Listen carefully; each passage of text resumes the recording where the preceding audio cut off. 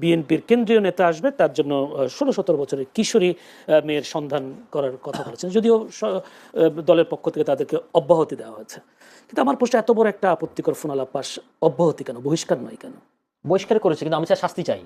অব্যাহতি বহিষ্কার করা হয়েছে সম্ভবত তাকে অব্যাহতি না দিচ্ছে। না, আমি দেখলাম, আমি কালকে নিউজে দেখলাম তাকে বহিষ্কার করা হয়েছে, কিন্তু এটা একটা অপরাধ।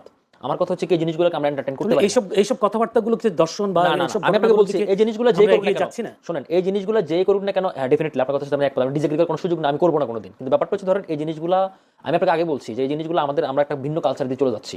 এবং ধরেন এই কালচার কেন পলিটিক্সে থাকতে হবে? এই কালচার পলিটিক্সে থাকার কারণে বাংলাদেশের অনেক নারী, যোগ্যতম নারী কিন্তু পলিটিক্সে আসতে চায় না। ইভেন আমরা দেখছি জুলাই আন্দোলনে যে পরিমাণ নারী সক্রিয় অংশগ্রহণ ছিল, এখন সেই পরিমাণ নারী সক্রিয় অংশ নাই। কারণ এক হচ্ছে কি, বটবাহিনীর আক্রমণ রয়েছে, সোশ্যাল মিডিয়াতে তাকে হ্যারাসমেন্ট করা হচ্ছে, আবার হচ্ছে কি এখানে আপনার এই ধরনের কাজ। আমি মনে করি যে এই ধরনের কাজগুলো ডেফিনেটলি এই ধরনের কাজে উৎসাহিত করে। এখানে মনে করি যে শুধু তার আপনি বহিষ্কার বলেন, অব্যাহতি বলেন, এগুলো কোনো দিকেই শাস্তি তাকে কমানো যাবে না, তাকে অ্যাপ্রোপ্রিয়েট শাস্তি দেওয়া উচিত, কারণ এটা একটা অপরাধ। এবং আপনি দেখেন এটা কত বড় অপরাধ, চিন্তা করছেন। তাকে তো গ্রেফতারও করা উচিত ডেফিনেটলি এটা উনি ভালো বলতে পারে, কোন আইন আছে কিনা আমি এই মুহূর্তে আমার জানা নাই রিগার্ডিং কোন কি ল আছে রাষ্ট্রের, কিন্তু সাধারণ মানুষ হিসেবে হ্যাঁ সাধারণ মানুষ আমি বলছি, যেহেতু আমার এই ক্লসটা জানা নাই, এই লটা জানা নাই, তো এই ক্ষেত্রে আমি মনে করি যে ডেফিনেটলি শাস্তি হওয়া উচিত। কারণ এই জিনিসগুলোকে এন্টারটেইন করা কিছু নাই, এটা যে করুন না কেন ভাই, আমরা রাষ্ট্রের জন্য কথা বলি, মানুষের জন্য কথা বলি, তা আমরা যদি এই জিনিসগুলোকে এন্টারটেইন করি তাহলে তো রাষ্ট্র থাকবে না। জি।